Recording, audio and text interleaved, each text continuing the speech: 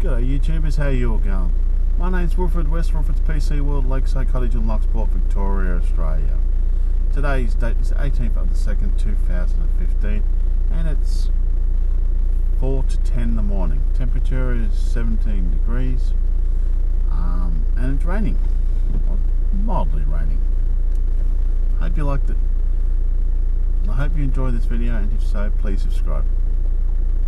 Decoy to reconsider his blanket statement against clemency for those convicted of drug offences. But certainly there was a sense from Lex Lasry that there's a substantial way to go, that more time is indeed better than less time. He's also struggling to interpret the comment from the Indonesian Foreign Minister overnight that this is just about law enforcement. But that may also play into the pair's legal team's argument that in fact with the administrative court finds that clemency should be granted, that there may be a window of opportunity to follow the court rather than the government's will.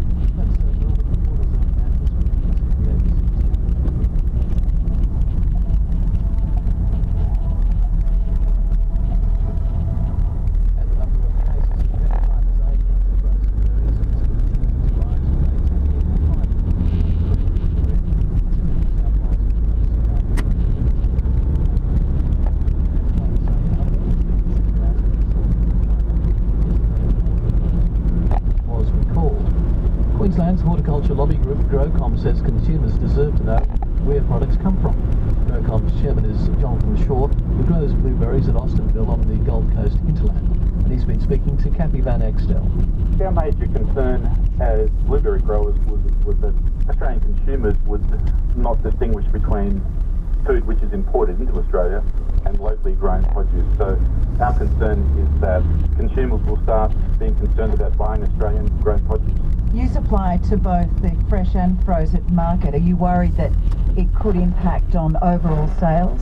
Yes, absolutely. That's a major concern for us, is that there will be implications beyond the import, but the Australian consumers will be worried about the quality of the fruit they're buying in Australia. So we want to see country of origin labelling improved, and we want to get the message out to Australian consumers that the produce which is grown here is of a very high standard, and that they shouldn't have the same concerns about our produce that they might have for import.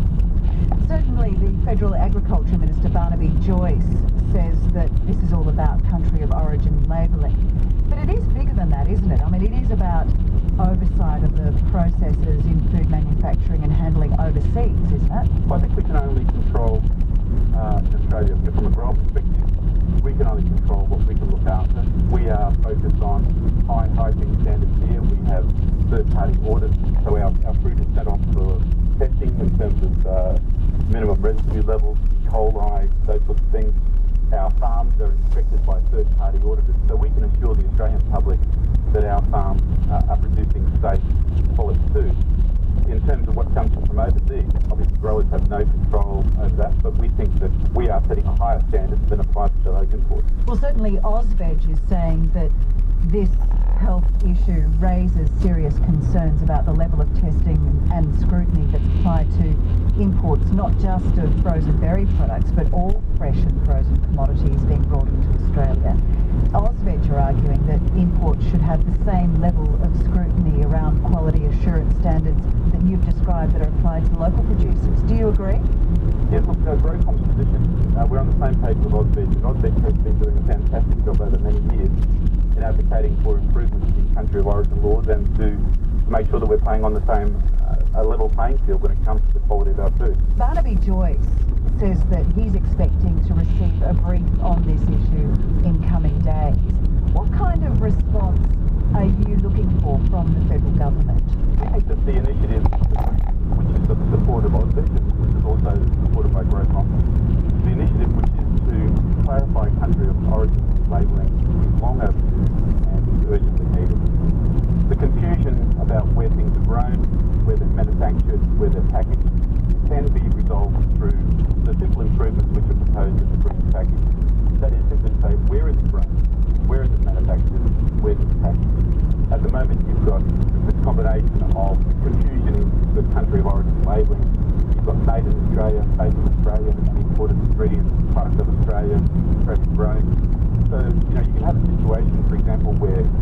overseas products come through New Zealand. New Zealand has very lax laws. You can have product that goes into New Zealand from foreign countries, is assembled in New Zealand, and then comes into Australia described as made in New Zealand.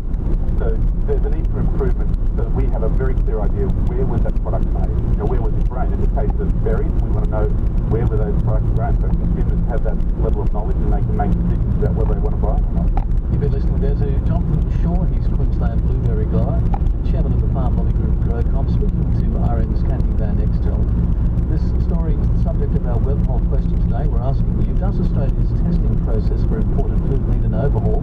You can have your say at our website abc.net.au/newsradio. Now with traffic news, here's Paul Adam, Australian Traffic Network. Steve, thank you. Starting in Adelaide, still a broken down truck on Ipswich Road outbound, left lane at Juliet Street, and inside Brisbane CBD, Mary and Albert Street, the lights are still flashing away.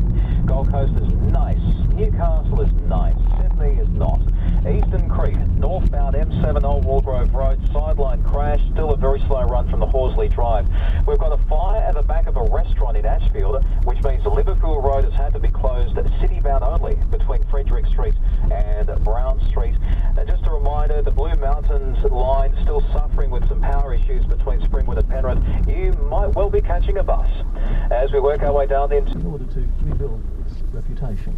I live in hope that the authorities do tackle it right, but if it is as widespread as those allegations, you know, do deem, I just think it would just kill our sport. Obviously, sponsors may walk away from the sport, and fans may walk away from the sport. So I do understand that, you know, a lot of organisations do have the image of the sport to protect, and therefore we might never get 100%, you know, accuracy of the scale of doping.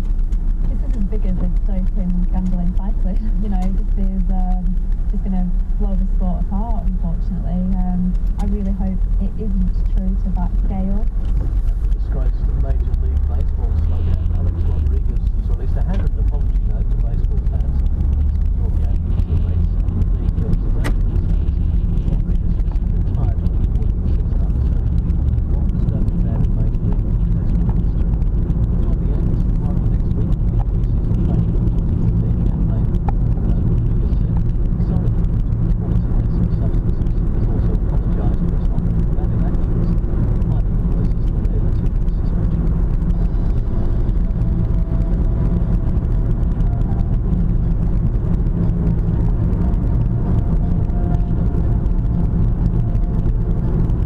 The weather in Brisbane is 28 degrees, not far to go to get to the top of 29 today. Showers increasing in Brisbane. The Weather Bureau tells us that it's mostly sunny in Sydney, where the top today should reach 29, 26 now, and in Canberra it's on 23. A possible shower for you at the top of 29. Forecast maximum for Melbourne will be 23 today, a possible morning drizzle, 19 degrees now, and for Hobart, partly cloudy at 21, and the current temperature there is 18. Good morning in Adelaide, a sunny day for you with a top of 31, 21 at the moment, and in Perth it's on 20 degrees, headed for a high of 32, should be partly cloudy. And in Darwin, a possible shower storm today, 33 the maximum, it's already 30 degrees across the top end.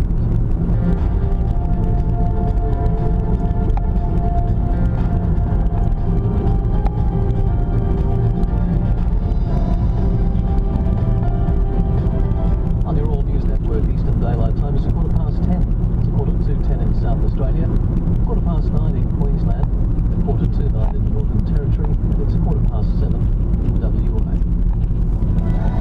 ABC Radio Headlines.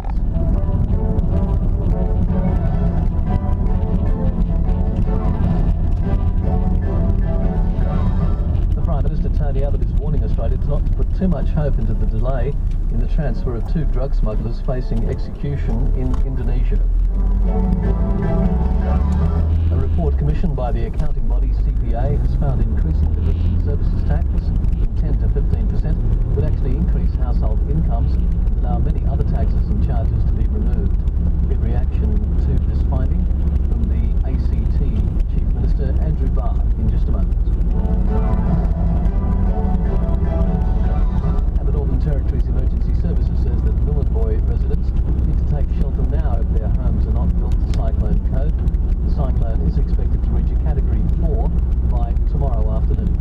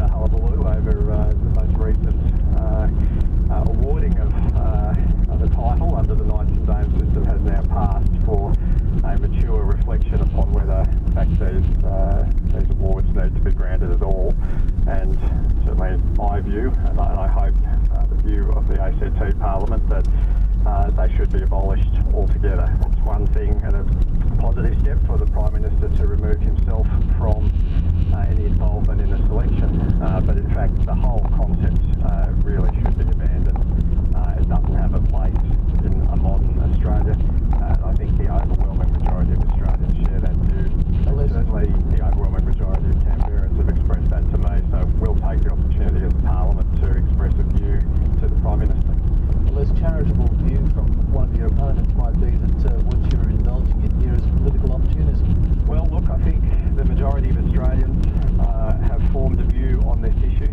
I've waited until after this storm, if you like, over this issue to provide a considered opinion to the Prime Minister, and it's something that our Parliament will consider, and then if the motion I move is successful, we'll provide that advice to the Prime Minister. It's of course up to the Prime Minister what he does with that, but I have no doubt that this is a view that my constituents hold very strongly, and that most Australians share.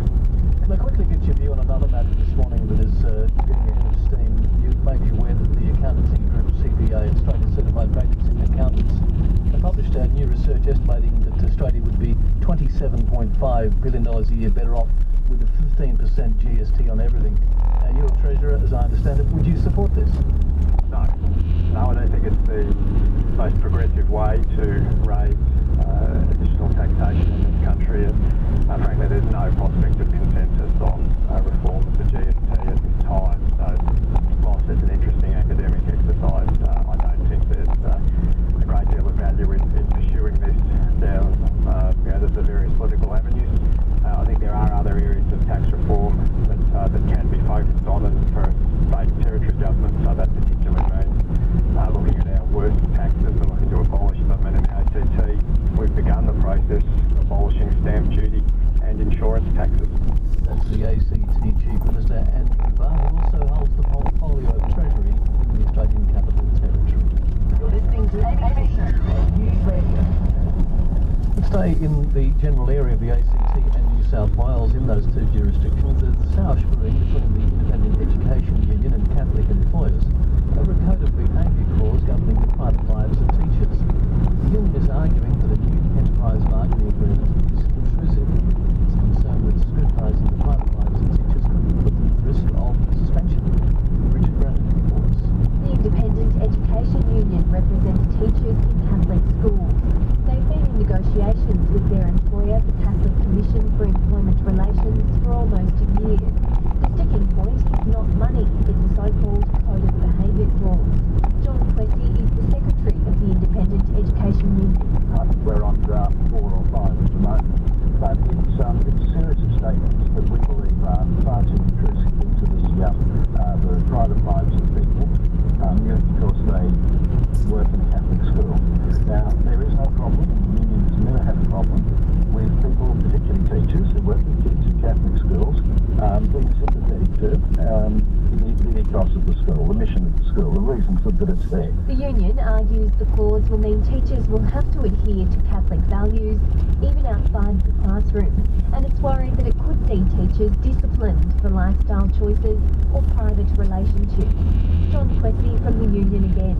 Gay and lesbian relationships, in vitro fertilisation, people who are not married, married in the church, and therefore people who have broken no law, no civil law, can be disciplined for doing that. Many of these teachers working in Catholic schools will be Catholics, and the ones who aren't, they do sign up to work with an organisation that has a very clear set of beliefs and guidelines, so don't they?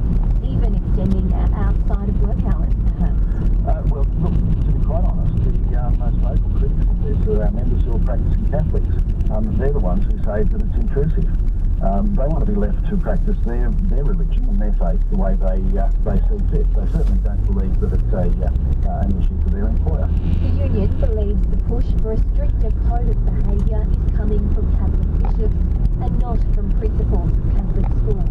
The Catholic Commission for Employment Relations was not available for interview, but in a statement it says the clause they're pushing for is not a change to current procedures in Catholic schools. What employers have proposed is entirely consistent with arrangements that are in place now. The The union needs to focus on concluding negotiations as soon as possible. Negotiations continue next week.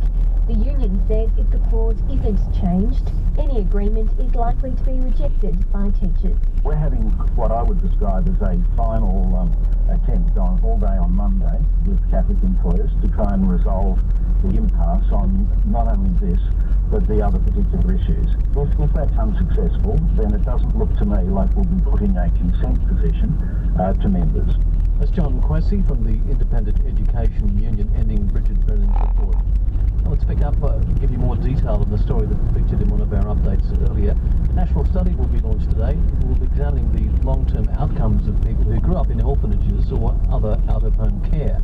This study of the so-called forgotten Australians is being conducted by researchers from the University of New South Wales. The chief investigator is Professor Elizabeth Fernandez. She says it will involve conducting in-depth interviews with at least 1,000 adult survivors who were in care between the years of 1930 and 1989. Professor Fernandez says she suspects more than 500,000 Australians could be described as forgotten Australians.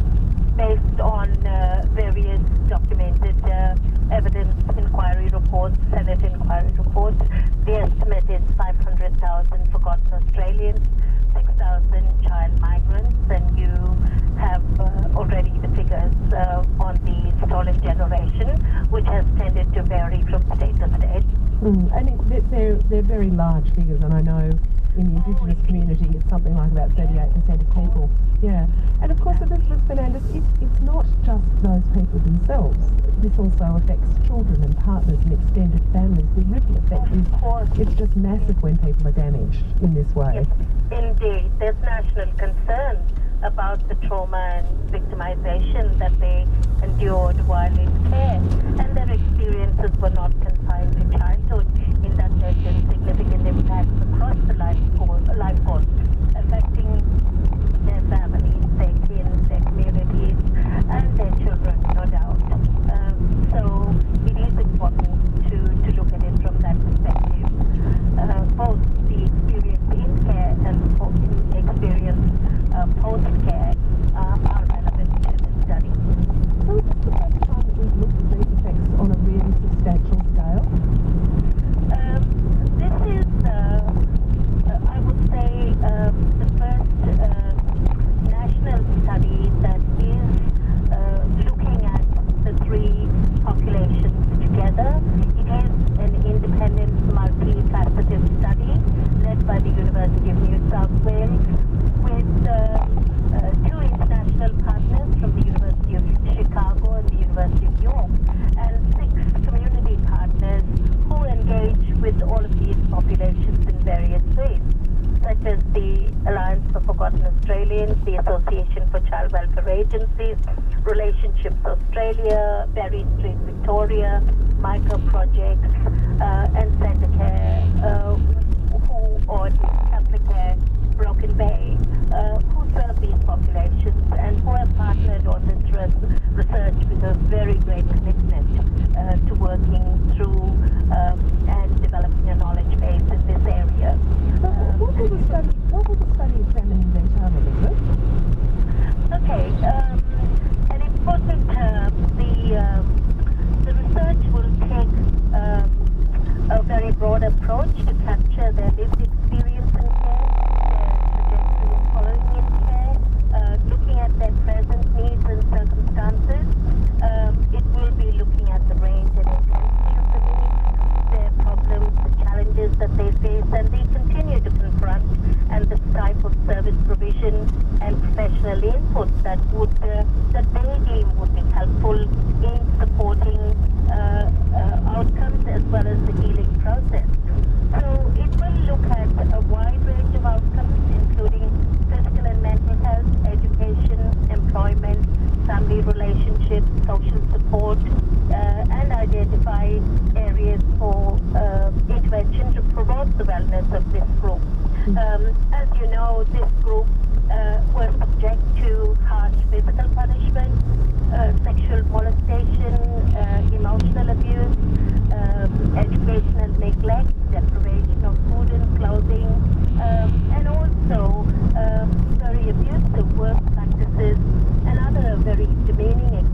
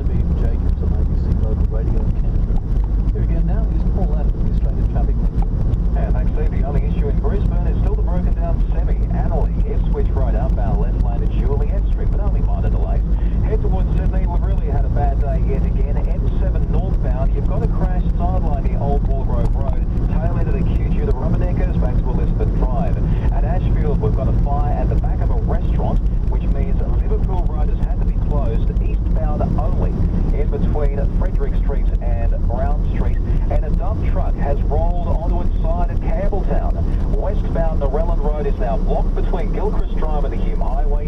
Eastbound can squeeze past. Traffic is horrible. Probably Raby Road, the easiest way to get around it. ACT is good. So I look into Melbourne. I'm getting a car on fire for the Monash City-bound Henderson Road. And watch out for emergency services. That's just burst into flames.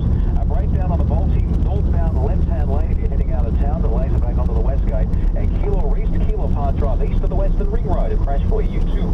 Hobart's good. Adelaide not looking too badly either. So we work our way across towards the Mitchell in Perth. Unfortunately, it has to be city-bound at Hutton Street, Stirling. It's a crash. It's in the right-hand emergency lane, so technically no through lane to block, but delays back to the Reed Highway. Still at Caddington, Cecil Avenue, Sevenoaks Street. The lights are flashing, and so to Sevenoaks Road at the bus interchange at East Caddington. I'm Paul Latter for ABC News Radio Traffic in half an hour. Thank you, Paul. Eastern Daylight Time is 10:30. It's 10 o'clock in South Australia. In Queensland, it's 9:30. It's 9 o'clock in the Northern Territory and 7:30 in Western Australia. ABC News Radio.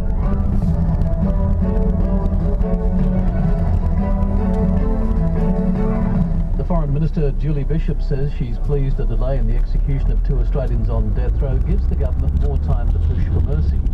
Indonesian authorities say the executions of Bali 9 pair, Andrew Chan and Mayuran Sukumaran, are now unlikely to go ahead this month as originally planned.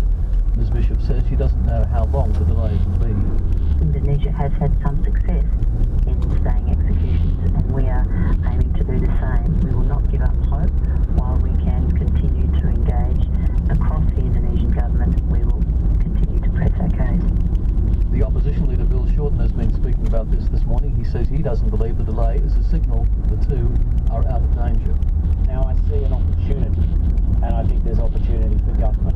I think there's opportunity for the family and their lawyers. I've been speaking to the lawyers of the family in Indonesia this morning. We can't get ahead of ourselves, but this is, in the most precious of issues, more time. The Prime Minister says the cost to telecommunications companies of keeping data for 2 years is not too much for ensuring Australian safety. Tony Abbott has suggested it would cost less than $400 million a year. And Mr Abbott says it's a small price to pay to help keep Australians safe. We're talking about a $40 billion a year sector, and even at the highest estimate we've got, the cost of metadata retention is less than 1% of the total sector. The Federal Agriculture Minister, Barnaby Joyce, has rejected the idea of suspending greyhound racing while investigations into the industry's live baiting scandal are carried out. The ABC's Four Corners programme this week revealed pigs, possums and rabbits being mauled to death by greyhounds at training facilities in Victoria, New South Wales and Queensland. Dozens of trainers have been suspended and inquiries launched in those states. Mr Joyce says halting the racing while that happens won't punish those responsible. It's a case of finding the people who have done a criminal act, or if there is a criminal act, or who've done the wrong thing. I am always a little bit cautious about saying, because we find a problem, therefore we close down an industry. In the top end this morning, emergency services are warning residents of Nhulunbuy to take shelter if their homes are not built to cyclone code. Cyclone Lam is now 135 kilometres northeast of Nhulunbuy Airport and 225 kilometres east-northeast of Elcho Island. Very destructive gales of more than 170 kilometres an hour are expected to develop over the Gove Peninsula by midday. The cyclone is set to develop into a Category 4 system by tomorrow afternoon. Schools and government offices have been closed in Nhulunbuy. Resident Nikki says conditions in the region are relatively calm at the moment, but she is preparing for destructive winds later today. So I've got a row of coconut palms that I'm watching that, I'm expecting that may come down, so yeah, making sure there's no cars going to get squashed. I'm staying put at the moment, but the shelter is open. Northern Territory government's got everything under control. Intense rain, damaging winds, high tides and powerful surf are expected to batter large parts of Queensland tomorrow and Friday. A severe weather warning has already been issued for the Wide Bay, Burnett, Capricornia, Darling Downs, Granite Belt and the southeast. There's also a cyclone watch for St Lawrence to Double Island Point. Senior forecaster Rick Threlfall says a tropical low in the Coral Sea could My name's Wilfred West, Wilfred's PC World, Lakeside Cottage and Loch Sport, Victoria, Australia, signing off. Thank you for watching my videos, and all comments are welcome. You all have a great day now.